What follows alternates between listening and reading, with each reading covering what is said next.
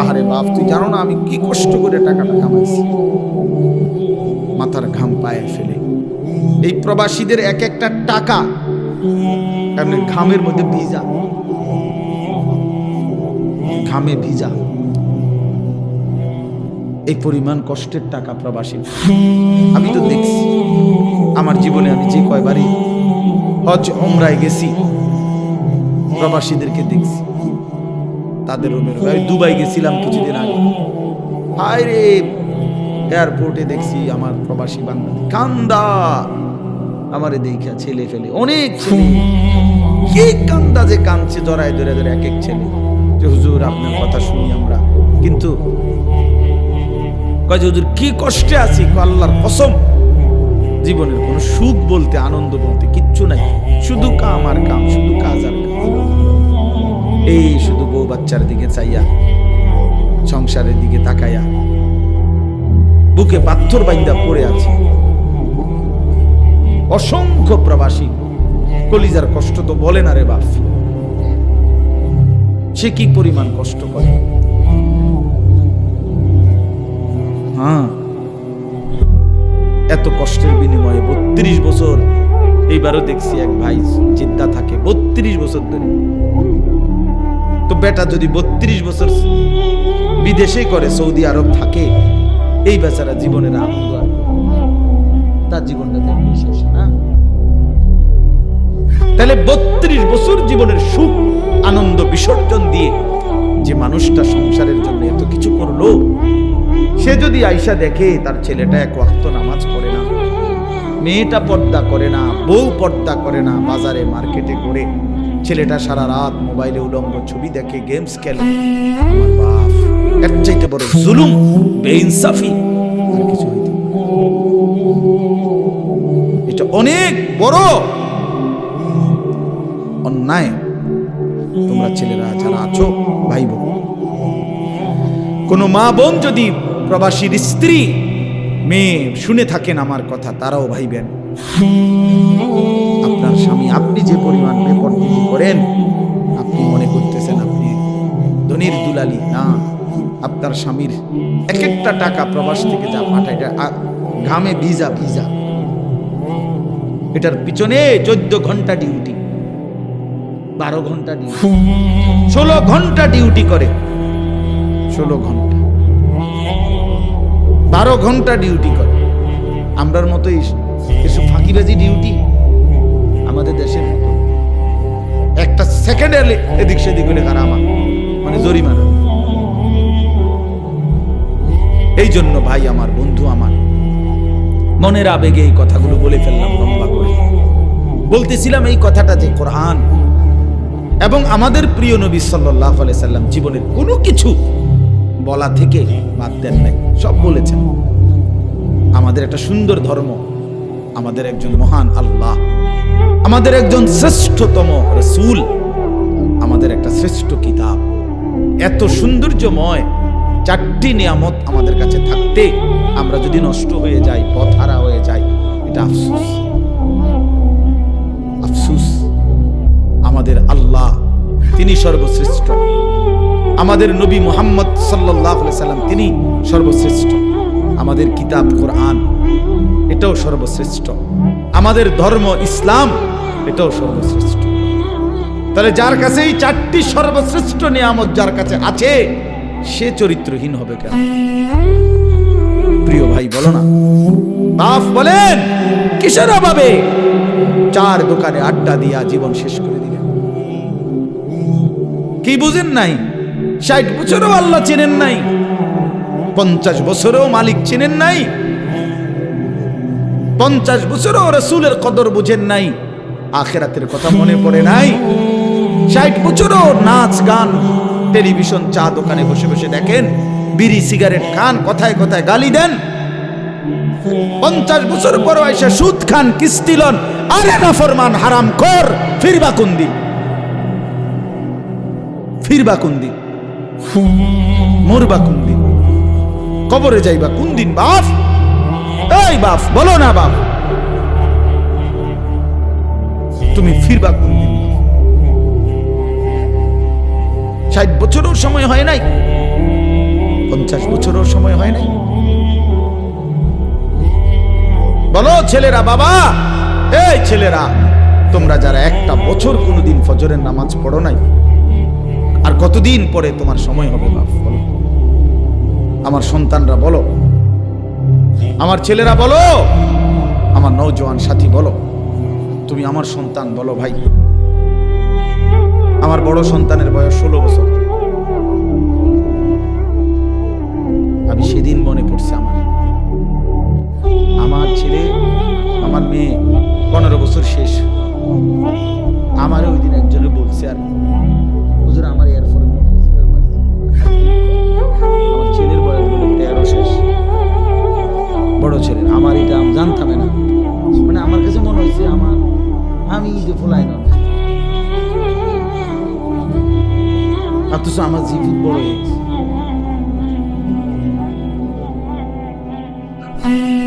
হায় মাওলা, এজন্য বাপ তোমাদের ছেলেদেরকেও বলি, বাপ কেন আল্লাহকে বাদ দিলেন?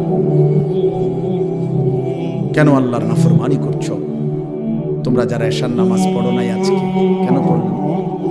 আমি তো দৌড়াই আইসি, কত ছেলে আমার সাথে মুসাফা করতে চাইছে, আমি কারো চেহারার দিকেও তাকাই না এই নামাজের, কারণ আমি তাড়াতাড়ি জামাত করতে, কারণ আমি যদি হাত বাড়াই মুসাফা করতে সব একজনের দিকেও মাতালগি দিয়েও তাকাইছে। আমি দেখছি আমার গায়ে হাত দিছে কে কে, মানে মুসাফা করতে বললা হাত বাড়াইছে। এই এখন এশার নামাজের আটটাই কারোর সাথে আমি হাত মিলাই।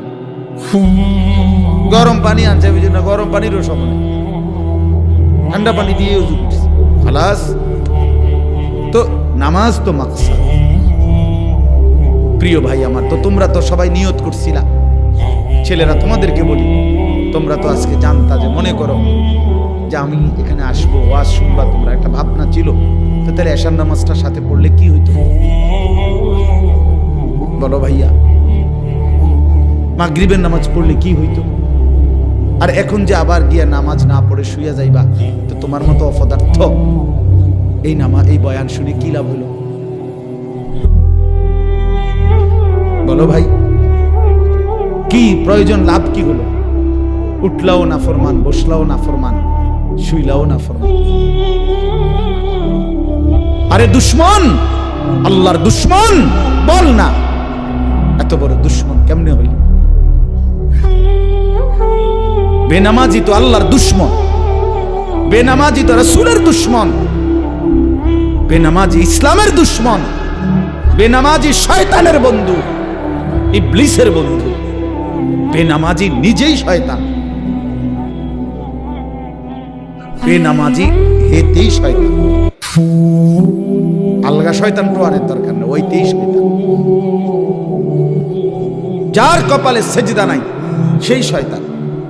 আল্লাহ কোরআনে বলছে, ইবলিস তুই আমারে সেজদা দিলা না, আজকের থেকে তুমি শয়তান, আজকের থেকে তুমি রাজিম, অভিশপ্ত, আজকের থেকে ওয়া ইন্না আলাইকা লা'নাতা ইলা ইয়াউমিদ্দিন, আজকের থেকে তুই নাফরমানের উপরে কিয়ামত পর্যন্ত আমি আল্লাহর লানত, আল্লাহর লানত পড়ক, আল্লাহর গজব বেনামাজির, যার কপালে সেজদা নাই। আল্লাহর লানত নিয়া যদি মরে যাও, আজকের রাতে যদি ঘুম না ভাঙে, ওই নাফরমান, তখন কি করবা? এই মুসলমানের বাচ্চা, তখন কি করবা? আল্লাহ তো বলছে, যার কপালে সেজদা নাই তার উপরে আমি আল্লাহর লানত, মালিকের লানত নিয়া কবরে গেলে তোর বাঁচাবে কি? এই বেটা বলো না, বাঁচাবে কে তোমাকে? কে তোমার কবরের আযাব থেকে রক্ষা করবে?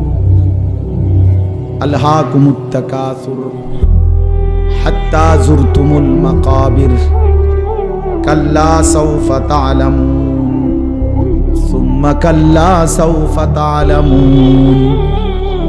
রব্বুল আলামিন বলেন, বান্দা দুনিয়ার মধ্যে বাড়াইবার নেশায়, দুনিয়ার নেশায় তো আখিরাতকে একদম ভুলে গেলা।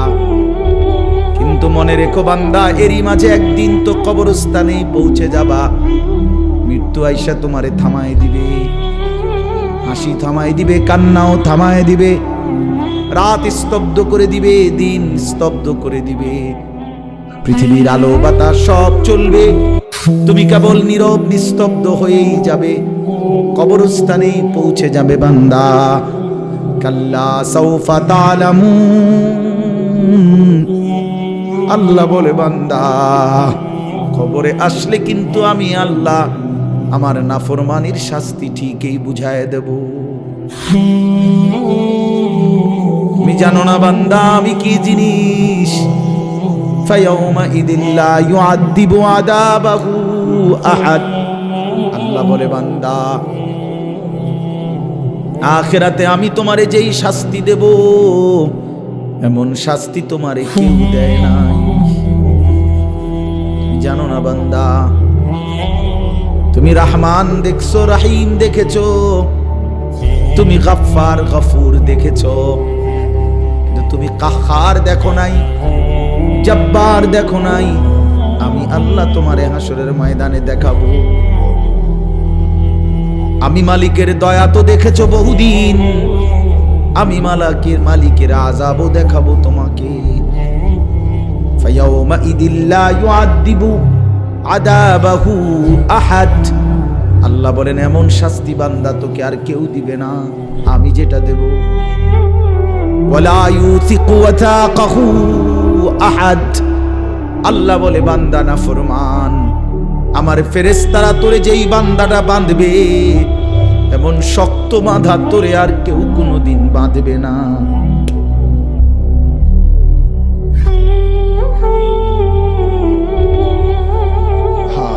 চলো ভাইয়া ফিকির করি, ভালো হওয়ার চেষ্টা করি। ফিকির করলে হবে, সিদ্ধান্ত নিলে সম্ভব। নাফরমানির জিন্দেগি ছেড়ে দেন। যুবক ভাই তুমিও ছেড়ে দাও, কিশোর তরুণ নওজোয়ান তোমরাও ছেড়ে দাও, বয়স্ক বাপ আপনারাও ছেড়ে দেন। এই তামাশার আড্ডা ছেড়ে দেন, চা দোকানের আড্ডা ছেড়ে দেন, বিড়ি সিগারেটের বদভ্যাস ছেড়ে দেন, কথায় কথায় গালিগালাজ করা ছেড়ে দেন, হারাম কামাই রোজগারি, সুদ, কিস্তি এগুলো বাদ দিন। যা পারছেন পারছেন, হালালের মাধ্যমে কিছু করতে পারলে করেন, না করলে জিফুত কেমনে চলবে? মালিক যিনি বানাইছেন উনি চালাই, ঠিক না? কথা বলেন না? ওয়াফিস সামাই রিজকুকুম ওয়া মা তুআদুন, আল্লাহ বলে বান্দা তোমাদের রিজিক আসমানে জমিনে না। ওয়া মা তুআদুন, যা কিছু দেয়া হবে সব আসমানে, সব আসমানে, সব আরশ আজিমে, সব মালিক আল্লাহর কাছে। কার কাছে? হ্যাঁ, ওয়া ইম মিন শাইইন ইল্লা ইনদানা খাযাইনুহু, আল্লাহ বলে বান্দা কায়নাতের এমন কিছু নাই, সব কিছু আমি আল্লাহর কাছে আছে ভান্ডারে। আমার কাছে আছে খাযাইন, ভান্ডারে ভান্ডারে কমতি নাই। আমি মালিকের কাছে কোনো ঘাটতি নাই, আমার কাছে কোনো কমতি নাই। ওমা নুনাজ্জিলুহু ইল্লা বিকাদারিন মা'লুম, তবে আমি জমিনে পাঠাই পরিমাণ মতো। একসাথে 30 বছরের ভাত তরকারি দিয়ে লাইলে হইতো না, কথা বুঝেন নাই? একসাথে 30 বছরের চাল ডাল দিয়ে দিলে প্রত্যেকের ওটা থইব কই, রাখবে কোথায়? বলেন আমরা এখানে যারা প্রত্যেকের আগামী 30 বছরের চাল ডাল তেল পেঁয়াজ আলু দিয়া লাগ নিবেন কি, রাখবেন কই? সপ্তাহখানিকের ভিতরে ডিফেন্সা ধরতে। আল্লাহু আকবার, আল্লাহ। এই জন্য মালিক বলে বান্দা আছে তো ভান্ডারে ভান্ডারে, কিন্তু দেই তো পরিমাণ মতো করে। ওমা কুন্না আনিল খালকি গাফিলিন, আমি আমার একটা সৃষ্টির ব্যাপারেও এক বিন্দু গাফিল নই। তুমি ভাইবো না আমি বানাইছি যারে রিজিকও দেব তারে। সুবহানাল্লাহ, সুবহানাল্লাহ। ইন্না কুল্লা শাইইন খালাকনাহু বিকাদার, বহু আয়াত আছে। চলেন এই জন্য আমি অনুবাদ করছি। এখন এই কথা শুরু করছিলাম সূরা মুতাফফিফিন, তাতফিফ, এই কথাটা বলছিলাম, ওজনের মধ্যে কম দেওয়া, মানে যেই কোনো প্রাপ্য, শুধু ওজন না, যার যেটা হক প্রাপ্য তাকে তার প্রাপ্য কম দেওয়া, এটা জুলুম। এটা কি জুলুম? তাফসীরের মধ্যে বাবা একেবারে স্পষ্ট আছে, কেউ যদি নামাজের মধ্যে রুকু সেজদাতে কমতি করে, গাফলতি করে, ঘাটতি করে, আল্লাহর কোরআন তেলাওয়াতের মধ্যে কমতি করে, অর্থাৎ কোরআন শরীফ যেভাবে নবীজি পড়তে বলছেন সহি শুদ্ধ করে সেটা পড়ে নাই, এটা তাতফিফ। রুকু নবীজি যেভাবে শুদ্ধ করে দেখাইছেন ওটার থেকে কমতি করে, এটা তাতফিফ। সেজদা ঘাটতি করে, মাথাটা দিয়া একটা সেজদা দিয়া এমনি মাথা কুদ্দুর আলগি দিয়া আরেকটা মারে, টুস করে দুইটা মারে, দুইটা সেজদা মারে দিল আর কি। 4 রাকাত নামাজ পড়ে ফেলছে 1 থেকে 1.5 মিনিট। জাপানি মেশিন লাগাইছিল, চায়না না, চায়না এত তাড়াতাড়ি হয় না। 20 রাকাত তারাবি, 4 রাকাত ফরজ এশা, এরপরে আনতে আবার 2 রাকাত সুন্নত, তাহলে 4 2 6, 20 আর 6 26, বিতির 3 রাকাত, কত হইলো? এই 29 রাকাত, 50 না 55 মিনিটে খালাস করলো, খালাস করলো। আমি এক জায়গায় পড়ছিলাম না ভাই গত বছর, হায় হায়, আমি এমনি পথে মানে কোথাও থেকে যাইতেছি, সময় আর ছিল না, নামাজের জন্য ঢুকছি, পুরেই লাইলো আর কি, সুদা সুরে লাইছে, খতমে দাঁড়াবি, সুরে দাঁড়াবি না, খতমে দাঁড়াবি। 55 থেকে 1 ঘন্টা লাগছে, করলো খালাস।